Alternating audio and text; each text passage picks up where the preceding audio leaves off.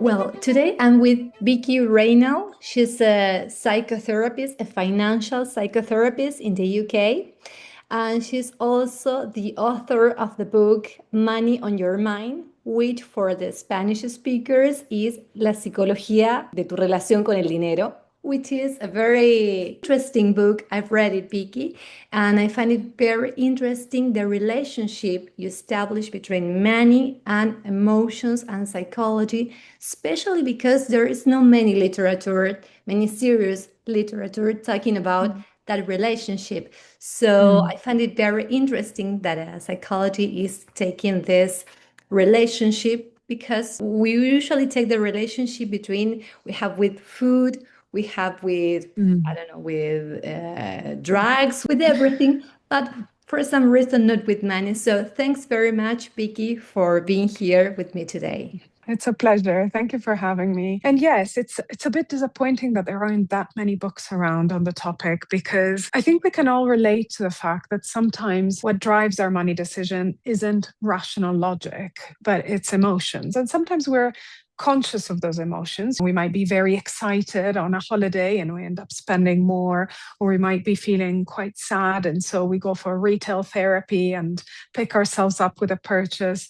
But often there can be unconscious feelings that are driving our money choices. Maybe, a desire to please people because that's what we've always done in relationships makes us be excessively generous. Or sometimes it's anxieties that are not even money related that make us hoard money and feel unable to spend it.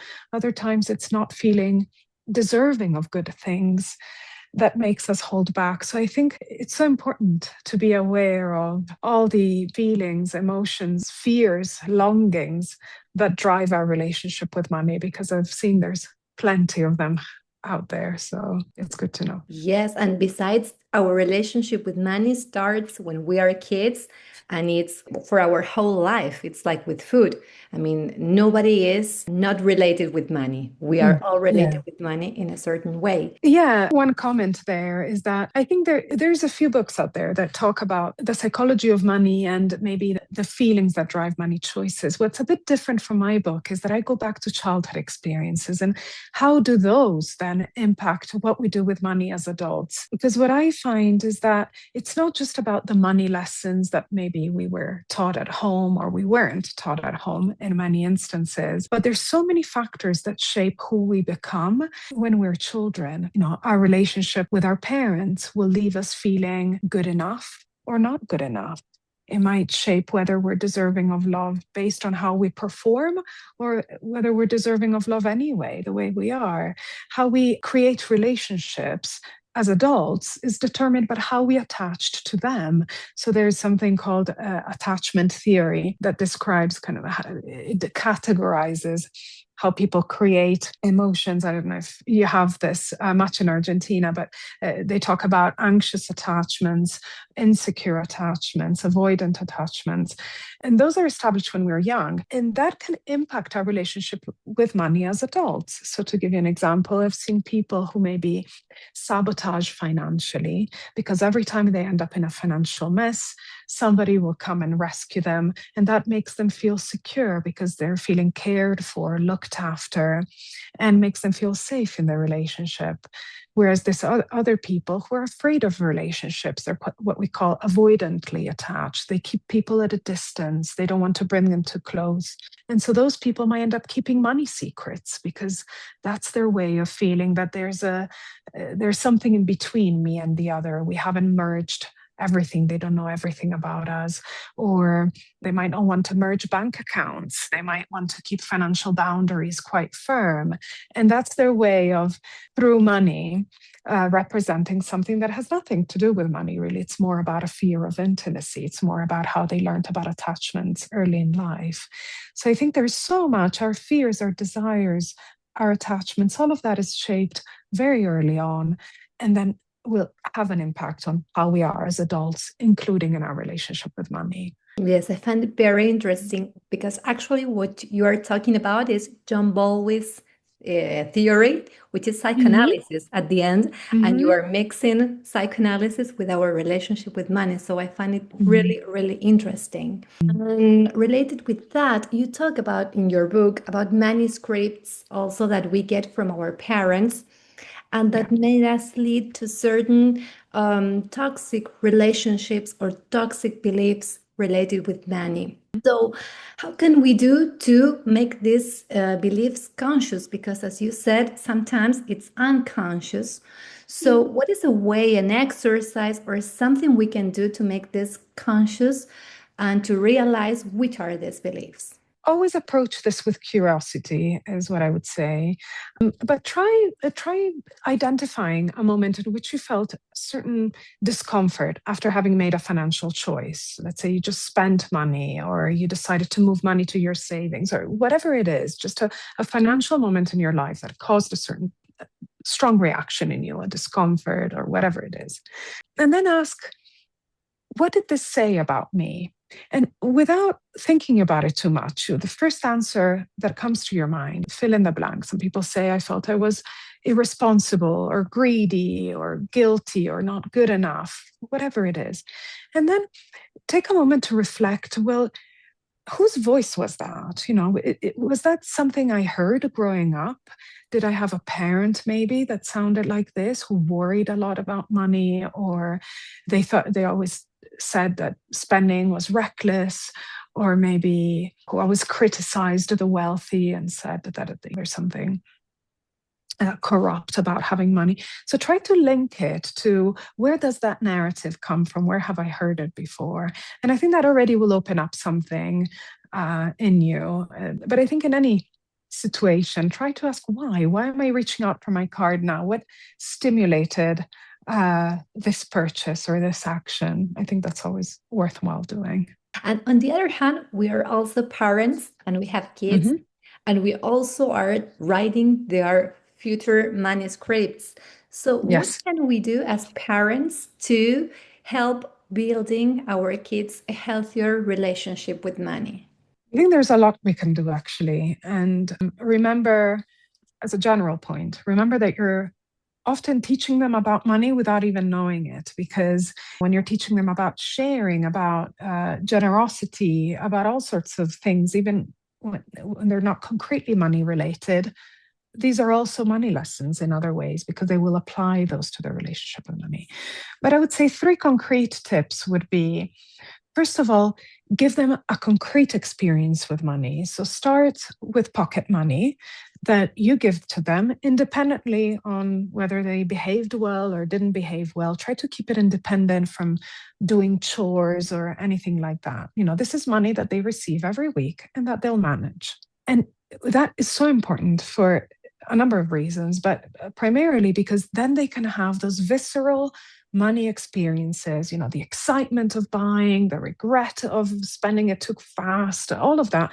They can have it as an experienced feeling rather than just lessons that they heard from you, right? But a lot of parents do that and they stop there.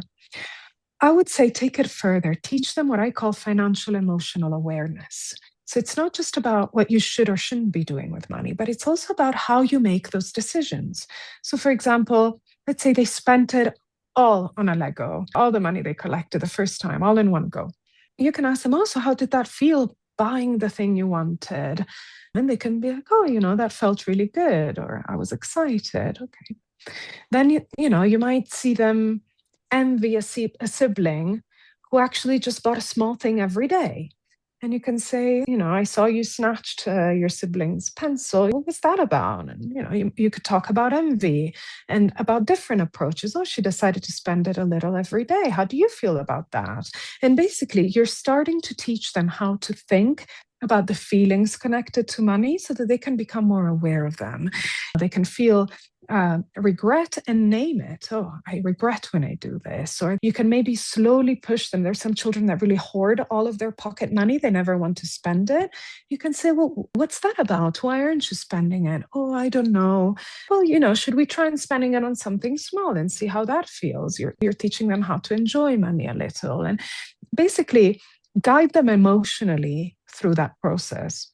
And the third thing I would say is expose them to your thinking about money. We make money choices all day long, all the time. And we make them in our head, but children are around and they can observe us think, obviously in an age appropriate way. But when you're going to the supermarket and you say, okay, I'll buy this because it's less expensive than that yogurt. But okay, chocolate, I really value good chocolate. So I'm going to spend a bit more on that because it's something that I get a lot of pleasure for. So suddenly you're not just teaching them about spending, you're also teaching them about the value of money and how we can get different things from different purchases. And it's all happening through experiences that they're watching you have and they're listening and absorbing. So those would be my 3 tips. Well, I found it very interesting, the part that it's not only how much they have spent or what have they spent in, because sometimes as parents, we are like watching you spend all the money in one day and we tend to punish that. And I think it's a very nice way to approach to a kid to ask how they felt by doing that. And you are starting to put them to connect with their emotions. So I find it really interesting. Thank you. And I think I suppose I was referring to younger children, but then that becomes really important with teenagers, particularly as they become young adults as well, because they're going to make choices that maybe we don't necessarily agree with. We think it's mad that they're spending that much money, I don't know, on makeup or on hair products. But it's important that they have the freedom to do that with their money, and that rather than criticize it, we are curious about those choices and say, oh, that's interesting. Is that something you value and you get pleasure from? Because I would spend it this way. And just help them think about the choices that they're making rather than imposing your values on them, because that would be quite unfair and not really the right way to help them think about money. Right. And in a way, you are like putting them some manuscripts on what is good and what is bad. And maybe it's not what they truly feel. And that is exactly. Absolutely. Yeah. Also, we sometimes talk about retail therapy, like stress spending. You said before, when we spend money because we feel blank, we feel like something we have to fill up, or we feel sad or anxious, and we have kind of urge, this impulse to take out our credit card and go and buy something. So in these cases, what could be a better way to handle these feelings? What can we do so that we don't get our credit card and have this impulse, and then we get like in a lot of trouble because we start having a lot of debts? What can we do at that point? I think the first step is being aware that that's your coping strategy. So accept it. That might be something you do. And now you're making a conscious decision that you're going to deal with it differently. Now, in order to know what to do differently, you need to identify the feeling that's driving you to it. So try to unpack, what is it that you're feeling? Sometimes people don't have the answer straight away. They might just feel a general discomfort, and that's what they're trying to address by going shopping. Other times, they're more clear on the fact that I'm feeling bored, I'm feeling sad, I'm feeling lonely, I'm feeling left out. Whatever it is, try to get to that, the bottom of it. What is the feeling that you're trying to address? Because that's where you'll find the solution. If you're feeling sad, what is it that made you sad? Are you generally, going through a period in which maybe you're feeling depressed and you need help, you need somebody to talk to? Or is it that you're feeling particularly lonely? Maybe you've just exited a relationship or you've fallen out with friends. The solution is not to shop. The solution is to reach out to somebody, maybe try to make new friendships, call somebody you care about, and you will leave you feel connected and heard. So if you're bored, go enjoy one of your hobbies. Don't go spending. So I think there's always an alternative to address the feeling. And usually what I find is that when people go spending, yes, they get the dopamine spike, they get that feel good, which is physiological, it's not just psychological. But then there's a hangover effect from that. You come out of it and you're not just still left with the feelings you had before. But now on top of it, you're having to deal with guilt and regret if you've spent more than you can afford to. So it's really not a great coping strategy. And it's definitely worth exploring options.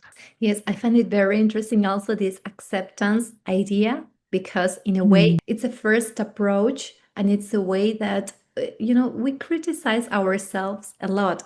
So to accept, well, this is happening, this is what I'm doing because I have these feelings, it's hard to deal with.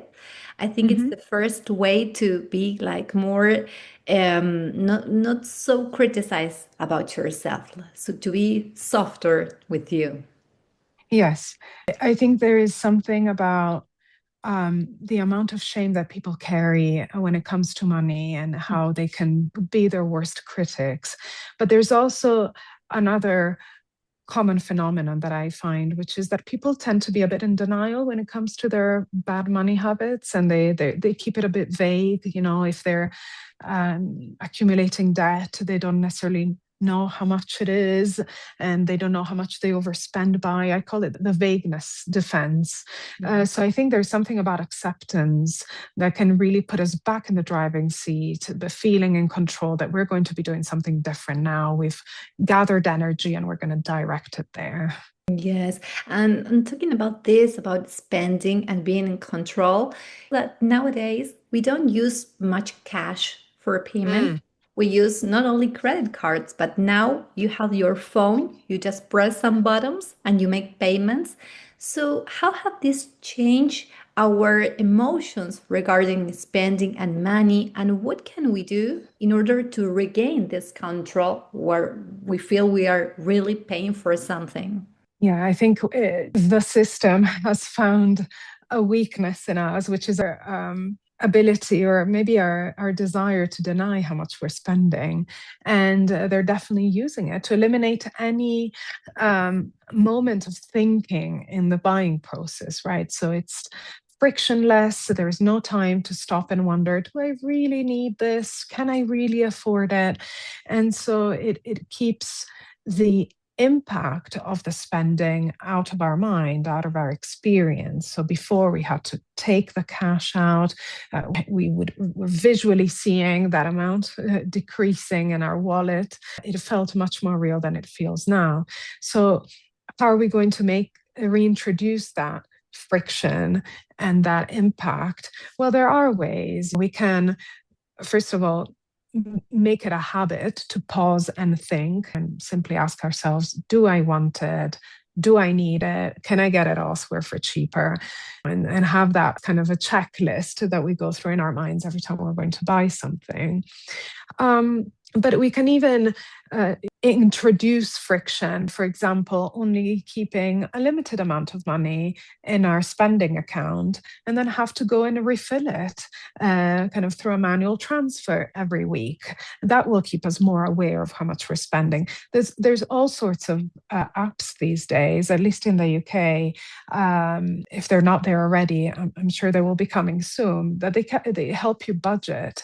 And so they can very visually show you where you are in your monthly budget. They can alert you when you're getting close to reaching it. You can break that budget down to weekly so that you're not just spending for a whole month until you find out that you're close to running out of money. So all of those things can be really helpful because what they do is they make it visual again. And they introduce that thinking time that is no longer there because purchases can happen with one click in a second. We have to hack the system because the system is actually trying us to buy and spend a lot. So yes, we have to do something with that. Good. And Vicky, last question related to how much of our identity and self-worth we tend to tie it up to our income or to our bank account, that for some people their identity, their self-worth is so related with that. How can we do to uncouple this relationship between our self-worth and our bank account so that our happiness isn't so restricted Linked. to that? Not everyone does it, but there are people who really, really have that mental equation, financial worth equals self-worth. And those are the people who really suffer when they lose money. So in the face of bankruptcy, they can become suicidal because it's not just money that's gone. Everything is gone. Their sense of self is gone. So it's something that is very important to pay attention to. Am I really measuring my self-worth in financial terms? And has money become a scorecard of my sense of worth? So I think it's not easy to disentangle. Sometimes it takes therapy. But the place to start would certainly be to think about your overall identity and try to break it down in all the aspects of you that you or others value. Maybe the relationships. I'm a father, and I'm a brother, and I'm a son. And think of yourselves in all those roles, because that's part of your identity as much as the financial part. Think about your creativity, your contribution to your work, to society, to your family. Think about your core values. So try to expand the definition of who you are. And just invest in those roles, lean into those relationships. What also helps, I find sometimes, it's to notice how a financial trigger gets to you psychologically. So, for example, if you've just won a big bonus, do you suddenly feel you grew taller, or that you're more worthy of attention, or that people will like you more? Notice those inner scripts, that inner narrative that might be going on in your mind as you experience that. And equally, the opposite. If you've had, if your colleague got a promotion that you thought you were going to get, for example, if that sinks you into a hole and you're starting to question your worth as a person, then catch yourself in that moment and really challenge it. Say, is that really what I'm all about? Is this how I'm going, the limit that I'm going to draw around the definition of myself, or is there more to me? And sometimes inviting people who love us into that conversation can be quite helpful, because they can challenge the narrative that we're telling ourselves, and they can help us see the broader picture of our worth and who we are. So yeah, there's not a very easy and straightforward answer. I think it's hard work to disentangle that. And usually the source of it, I find, tends to be in childhood, having had experiences of parents that very much expressed a lot of enthusiasm and gave us a lot of attention when we achieved, when we performed, when we were the good boy or girl, and then that was withdrawn when we weren't giving them what they wanted. So love felt conditional on performance, and that is the most likely source of then becoming an adult that links self-worth to financial worth. It's all about what we deliver, what we produce. It's not about ourselves having value in our own right. Yes, I find it very important, because as you said, it can lead to, something very drastic as suicidal, but also in a life very unhappy.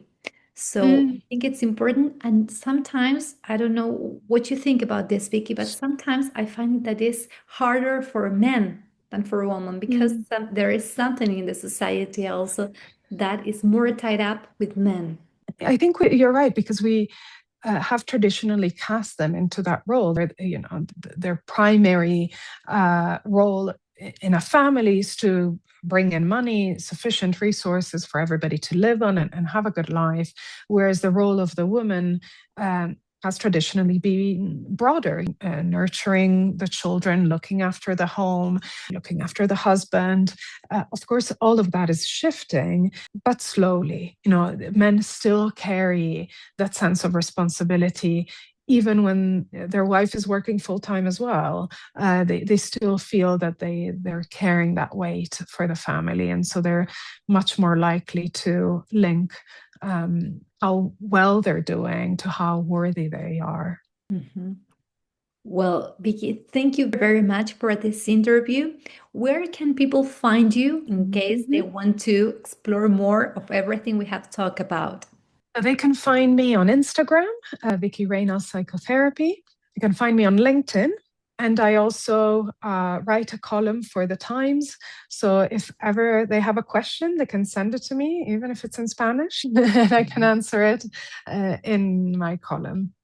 Good. You speak Spanish very well. So if someone wants to write you, there is no problem. I'll understand. Well, thank you very much. And also, again, your book, it talks about a lot of things we have talking here and even more because you have the chance to explore all these things we have talked about. Thank you very much for your time, Vicky, and hope we have another interview very soon because I have many questions that I didn't have the chance to ask you right now. Thank you so much for having me on. It was really a pleasure.